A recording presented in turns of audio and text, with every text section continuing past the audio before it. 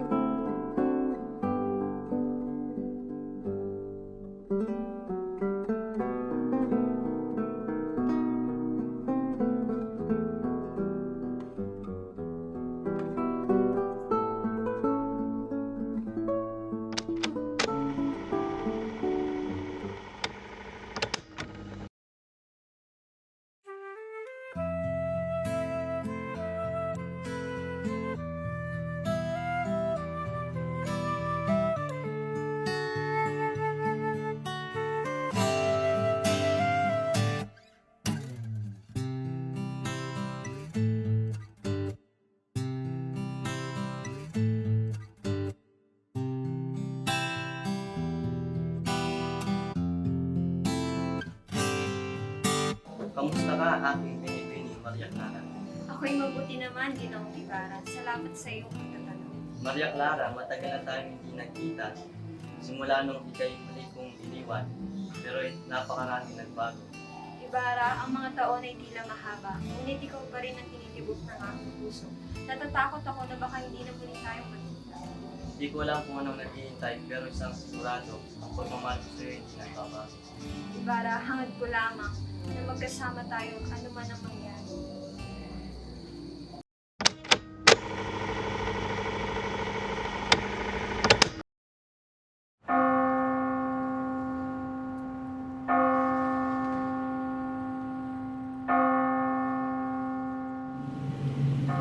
Magandang araw, baby. Magandang araw.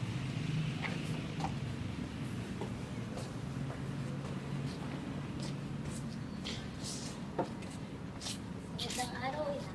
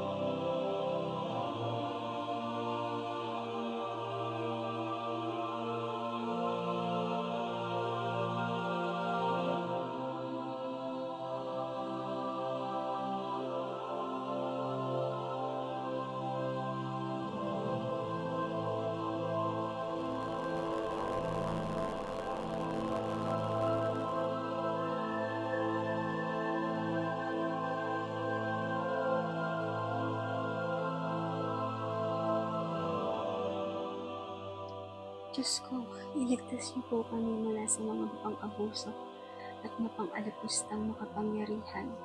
Kami po ay natatakot dahil wala po kaming ligtas. Mapababae man o lalaki, mula bata hanggang pagtanda. Hanggat kailan pa po ba kami magtitiis? Hanggang kailan po ba mananatili ang kadiliman sa aming bayan? Hanggat kailan po ba namin makakamtan ang kaliwanagan para sa aming inang bayan, o Diyos ko?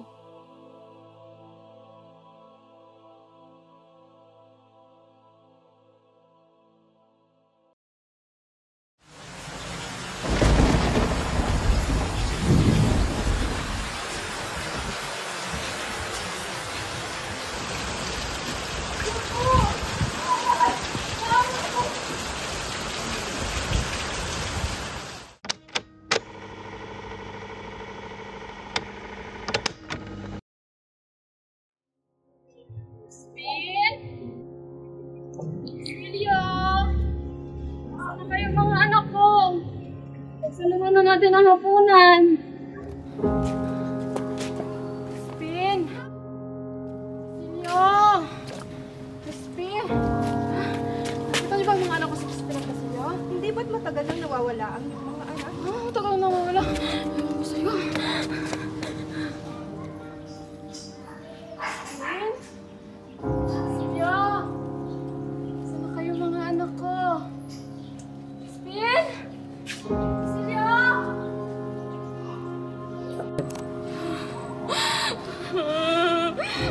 Ay, Crispin! Basilio, mga anak ko! Hindi ko man lang kayo magawang maprotektahan. Kung meron lang akong dapat pwedeng gawin, ang gagawin ko. Hindi dapat kayo maparusahan sa mga kasalanan hindi niyo nagawa. Crispin!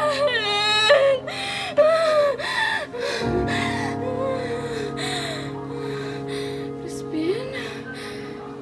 Basilio? Crispin? Crispin! Basilio! Mga anak ko! Parang ako na. Nakita niyo ba mga anak ko si Crispin at Basilio? Ano bang gusto mong baliw ka? Malis ka na dito bago ka pa namin talag-talag. Wala na, walang kasalanan ng mga anak ko. Nababaliw ko na ata, wala dito ang hinahanap mong baliw ka. Hindi, nandiyan ang anak ko! Crispin! Mas kayo daw baliw! Crispin! Basilio!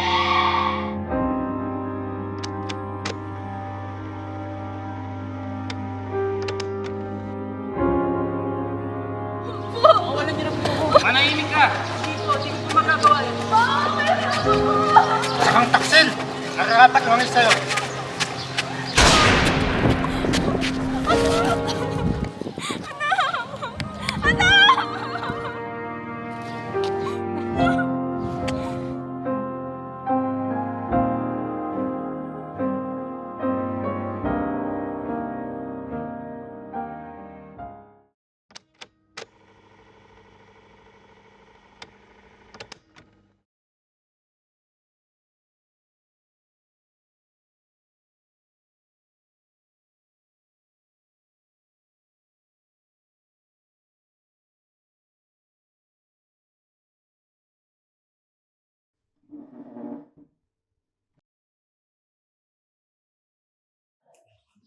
Crisostomo, naguguluhan ng bayan. Usap-usapan ng iyong pagbabalik. Bumalik ako para labanan ng aming mga problema, Maria. Hindi ko na kayang manahimik pa. Ngunit may kapangyarihan ng mga private. Si Padre Damaso, hindi siya papayag na magtagumpay amin. Batang reformisto. Kala mo ba'y ganun lang kadali ang magbago rito? Tapat ang mga tao sa kanilang mga tanikala. Ano ang katapatan sa pangapi na hindi tunay na katapatan? Naghanap ako ng kinabukasan upang sila'y makatayo ng matwid. Teka, Maso. Dito ka pala ko. Ano mga alis na? Clara? Bara? Galing ko yung usap-usapan. At hindi ka nag-iisa. Nais ng mga tao dito ng pagbabago. At kailangan din nila ng isang namumulong, hindi nagpapatinag, at isang matapang alibig. Ngunit sa anong halaga? Ang iyong buhay? Ang iyong kaligtasan? Ano ang kaligtasan kung walang kalayaan? Hindi ko kayang takot na magdikta ng ating mga buhay.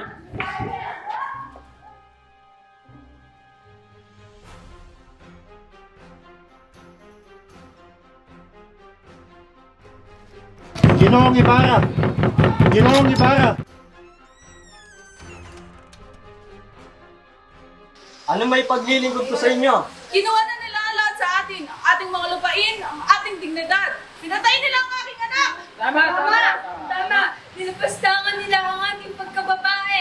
Kaya dapat na tayo bumaon! Sama na tayo sa kanilang pang-aapi! Patarungan! Patarungan! Patarungan! Patarungan! Patarungan!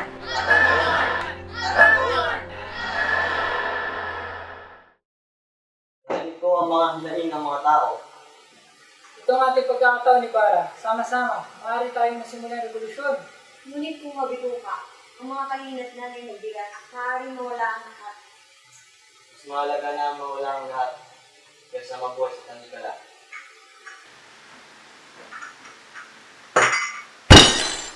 Mangangal sila. Sila ay magabayad sa pagsuway sa layunin nito. Anong katarungan ang kanilang sinisigaw, hindi sila marunong makinig sa aming pamumuno. Ibarra! Ibarra! Ibarra! Ibarra! Ibarra! Ibarra! Ibarra!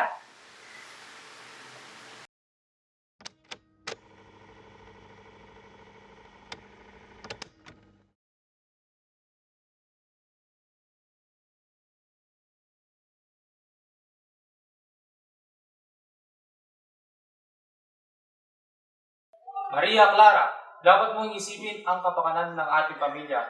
Ang kasalang ito ay mananatili ng ating estado.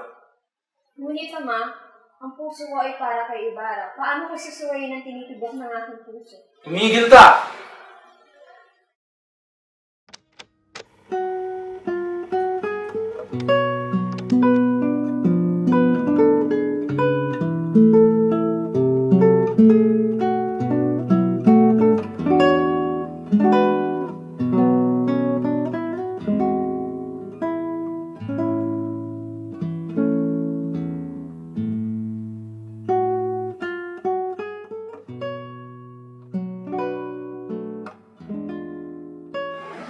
Maria Clara, mahal ko, bakit tila lumalayo ka sa akin? Ano ang hindi mo sinasabi sa akin? Ibarra, patawarin mo ako. Hindi ko kayang sundin ang aking puso. Ang pamilya ko, ang pangako nila, hindi ko sila kayang katikulan. Ang ibig sabihin ba nito ay kailangan mong bitawan ng atin? Paano ang mga pangalan natin? Mahal kita, Ibarra. Ngunit ang landas na iyong tinatahak ay lukhang mapanganib. Hindi ko kayang ipagpalit ng aking pamilya. At hindi ko rin kayang maging bahagi ng buhay mo kung ako'y magiging bahagi namin. Nito ang nagpasya, Maria Clara. Wala akong magagawa kundi igalang. Pero tandaan mo, sa puso ko, ikaw pa rin ang tanging mamahal ko.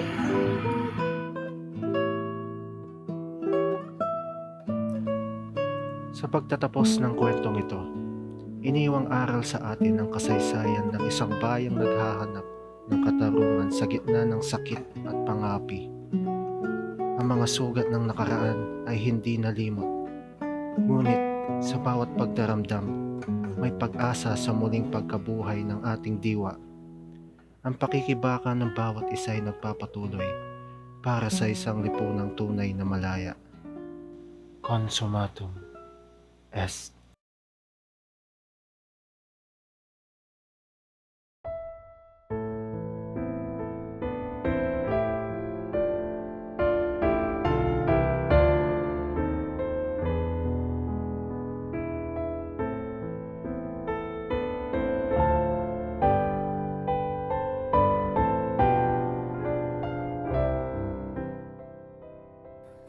Minamahal naming Dr. Jose Rizal, dahil sa iyong mga isinulat, natutunan naming manindigan para sa aming bayan. Ang iyong mga salita ay naging gabay para sa bawat Pilipino nangangarap ng kalayaan. Sa bawat sakripisyo mo, nahanap namin ang tapang upang ipaglaban ang aming karapatan at dangal. Ang iyong hadikain ay buhay pa rin sa aming mga puso. Sa mundong mabilis magbago, ang iyong mga pangarap para sa bayan ay nagbibigay inspirasyon upang itaguyod ang katarungan at pagkakaisa.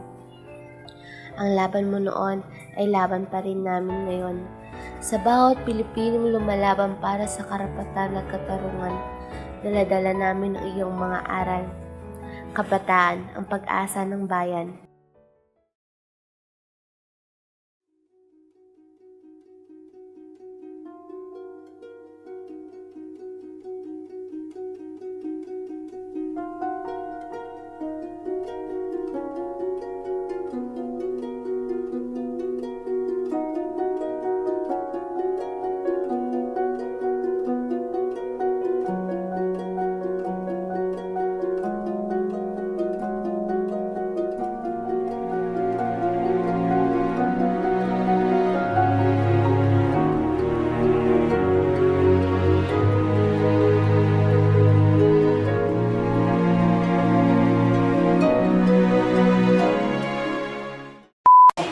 Pwede na, pwede na. Sige, boss. Dahil nakangos ng lighting dito. Sige ba, isa ba?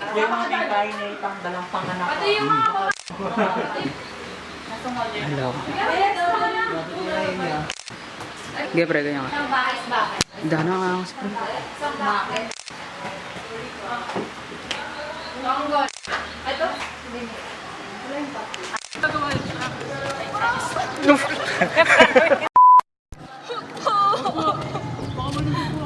Manahimik ka. Di ko magagawa yun. Hi guys! A day in the life as a bully. I am Bully Francine. So narito po tayo ngayon sa... Hindi ko alam yung basta yun na po yun. San Luis Parish Church. Shout out po sa San Luis Parish. Ganda naman. Parang Ganda ni Francine, no? Yun lang, baka dinadaw show yun. Oh.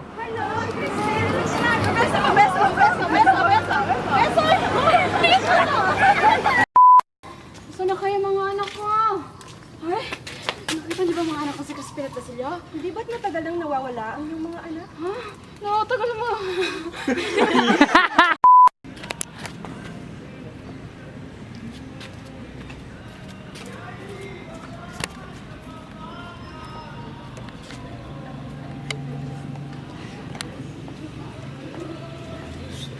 Malubat na. Malubat. Action. Ano may paglilingkod ko sa inyo? Kinuha na nila ang lahat sa atin. Ating mga lupain, ating dignidad. Pinatay nila ang aking anak. Tama! Tama! Nilabastangan nila ang aking pagkababae. Tama. Tama. Tama! Tama! Nilabastangan nila ang aking pagkababae. Tama! Dapat na tayo bumangon. Bakit ka tumawa? Crispin? Basilio? Saan na kayo mga Mali, anak ko? wait. Kita yung pa. Sorry. Wait lang, dyan ka muna. Taas mo konti, Je. Kasi parang Crispin? Ikaw yan, Crispin!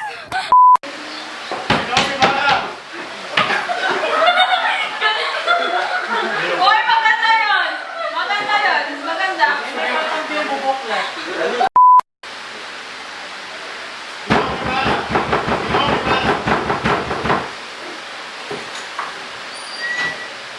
Ginawa na nila lahat sa atin. Ang ating mga lupain, ang ating dignidad. Pinatay nila ang aking anak. Oo nga. Tama, tama. Nilabastangan nila ang aking pagkababae. Dapat na tayo bumangon. Kawalan tayo sa kanilang pang-api. Pakakuhan! Ano sana?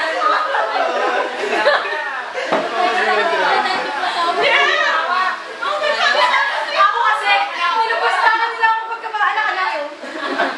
Hindi na nga kayo ibinigyan ko sa